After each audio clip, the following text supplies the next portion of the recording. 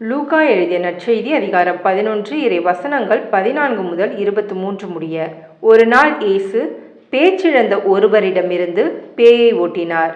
பேய் வெளியேறவே பேச்சற்ற அவர் பேசினார். கூட்டத்தினர் வியந்து நின்றனர். அவர்களுள் சிலர், பேய்களின் தலைவனாகிய பெயல்செபூலை கொண்டே இவன் பேய்களை ஓட்டுகிறான் என்றனர். வேறு சிலர் அவரை சோதிக்கும் நோக்குடன் வானத்திலிருந்து ஏதேனும் ஓர் அடையாளம் காட்டுமாறு அவரிடம் கேட்டனர். இயேசு அவர்களுடைய சிந்தனைகளை அறிந்து அவர்களிடம் கூறியது, தனக்கு எதிராக தானே பிளவுபடும் எந்த அரசும் பாழாய்ப்போகும். அவ்வாறே பிளவுபடும் வீடும் விழுந்துவிடும். சாத்தானும் தனக்கு எதிராக தானே பிளவுபட்டு போனால் அவனது அரசு எப்படி நிலைத்து நிற்கும்? பெயல்செபூலை கொண்டு நான் பேய்களை ஓட்டுகிறேன் என்கிறீர்களே. நான் பெயல்செபூலை கொண்டு பேய்களை ஓட்டுகிறேன் என்றால் உங்களை சேர்ந்தவர்கள் யாரை கொண்டு பேய் ஓட்டுகிறார்கள்? ஆகவே அவர்களே உங்கள் கூற்று தவறு என்பதற்கு சாட்சிகள்.